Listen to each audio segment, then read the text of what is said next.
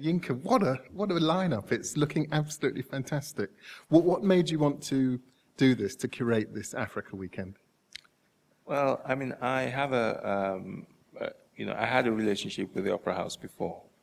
And in 2005, they commissioned a video I made called Odile and Odette. Oh, yes. And there's some photo stills from that video downstairs.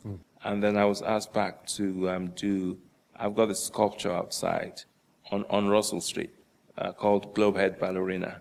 And she kind of, she's I did see her sort of jury spinning, box, yeah. and she spins. And then I was also asked by, Deborah Bull to do the Deloitte Ignite. And I thought, because I've been here a few times to, see Puccini, very weepy, sentimental operas. But I thought, no, what the Opera House needs actually is a club night,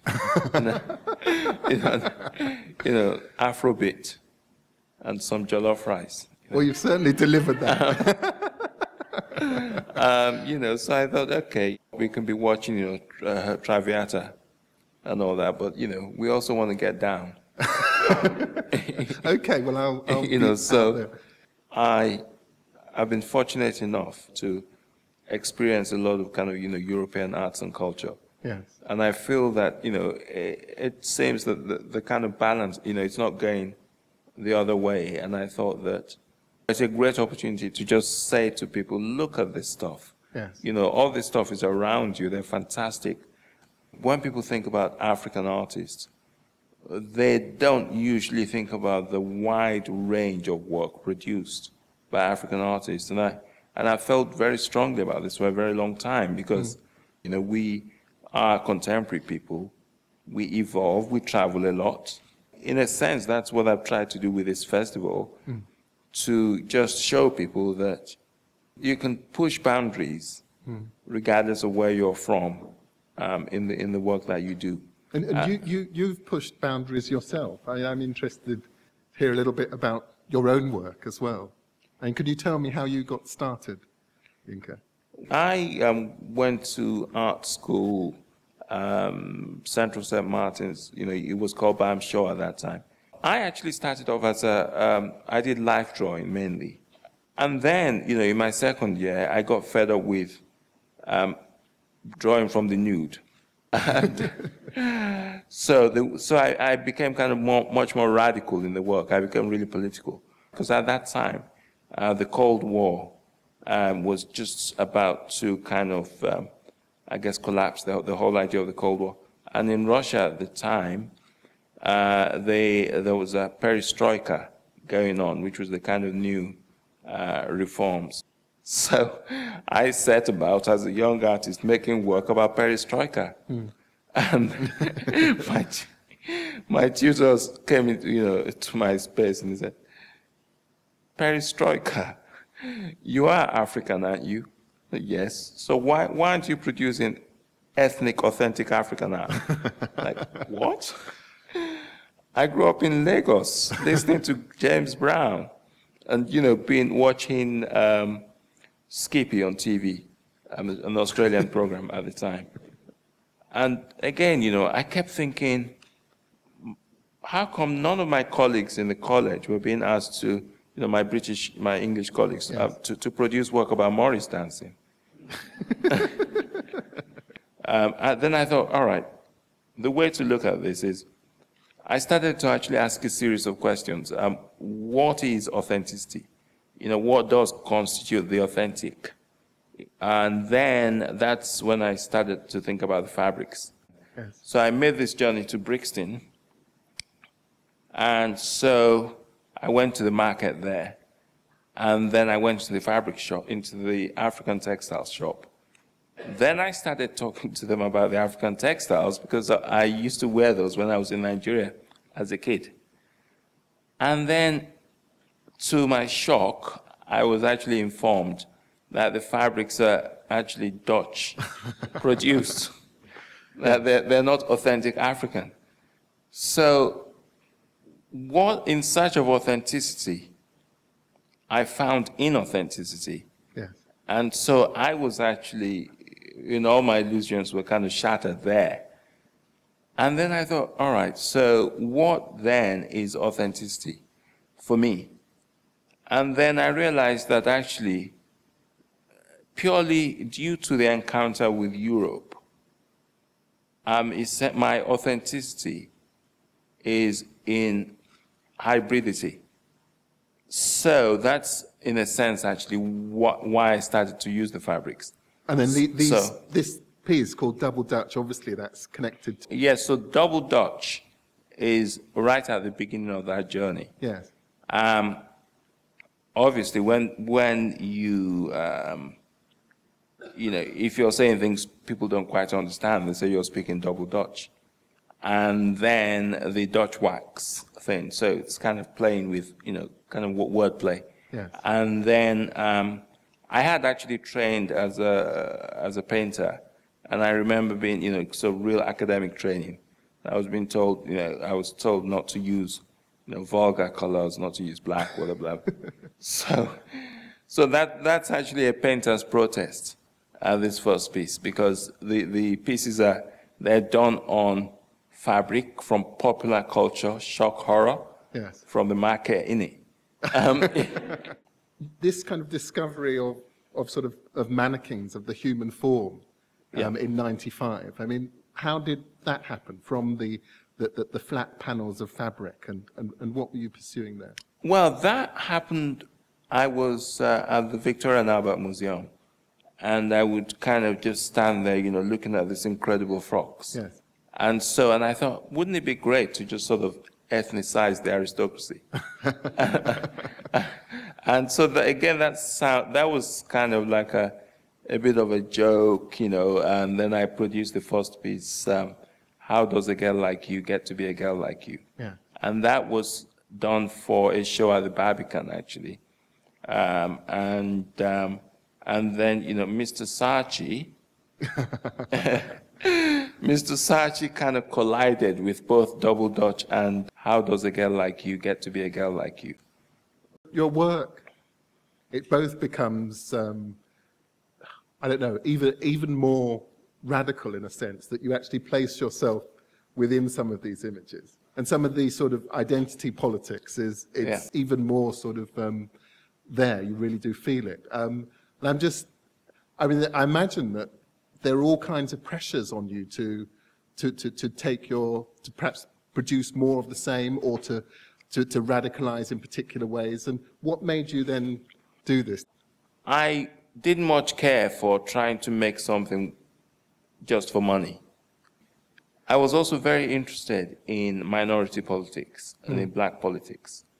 I had more questions, that I wanted to ask, through my work.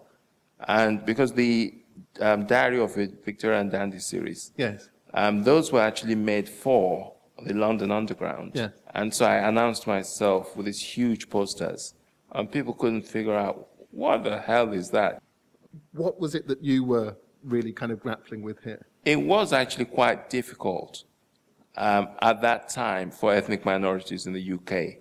Society is very much different now. Yes. I wanted to be placing the black body into a much more kind of unexpected situation, put it that way.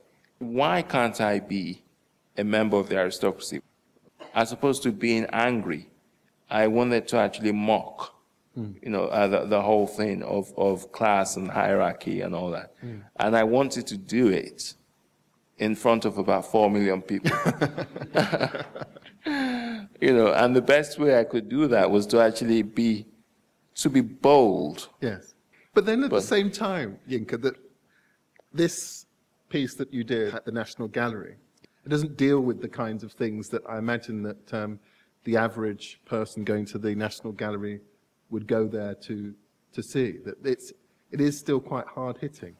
The National Gallery, they had portraits of two people who were heavily involved in the slave trade. And so I asked for their portraits to be removed, and I replaced their portraits with this pheasant being shot and you know, with this kind of blood splattered. And I had actually some members of the board at the National Gallery Yes. refuse to come to my opening. Did they really? Yes, they absolutely refused because they didn't think the National Gallery should have contemporary art, you know, especially not something like this, you know. But that pleased me. I mean, I didn't mind it all. Yeah. And has it softened your appetite to be radical in your work, having kind of some of the sort of financial success that I imagine that you would have seen in your younger days as something that was nigh on impossible? Having all of those things, has it kind of softened some of your appetite to do really radical things in terms of the actual work? Not necessarily. I mean, because, you know, I'm not necessarily impressed by money, and it's much more interesting to push the boundaries of things. Much more interesting. And you really did hear with, on the fourth plinth, the ship in a bottle. And what was the idea there? Well, I mean, you know, Trafalgar Square, you know, it's the center of the city. It's, you know, a very, very important place. And I thought that, you know, it'll be good to just have this, in a way, kind of politically radical piece, but at the same time, magical piece as well. You know, so, and that's, in a way, what I want from a work of art. It's a combination of politics and magic. Yeah. And I think that, you know, the work might be radical, but at the end of the day, you know, you're looking at art. And your work has always been aesthetically arresting. It's always been beautiful. It's always made people feel kind of better about themselves and about things. And I think it's that kind of sense of feeling uplifted that I always kind of take away when I come from seeing your work. And with this Odile and Odette, it's so sumptuous and so gorgeous. Is ballet something that has always intrigued you, interested you? Within my work, there's always the kind of dark underbelly. And so what I try to do, even with the most kind of gorgeous things I do, I'm always wanting people to kind of search for the dark side. You know, it might not be out front, but it's I can assure you it's always there. You know, it's hard to know whether they're a part of the same body or whether they're kind of divided. So behind all of the beauty are other kind of There's a tension. Darker aspects of humankind that I try to explore within the pieces. Mm. And in a way, looking back at the trajectory of your career, that it's followed kind of huge changes in diversity, but also in the history of Africa. I mean, do you feel optimistic about the future? I mean, do you feel that it's a time that we should be looking forward to the future with open arms? Well, you know, one thing, I have to say that I watched the Olympics opening ceremony with kind of almost tears in my eyes, really. And I saw a picture of Britain that just kind of made me very happy in a way. Because actually, a lot of the things we take for granted now, because, you know, my parents' generation, I mean, they would, you know, there'd be a flat available, and there'd be adverts in the paper, you know, no blacks, no Irish, no dogs. And, you know, you wouldn't get the apartment just because of the color of your skin. So actually, I think the various human struggles have actually paying great dividend now.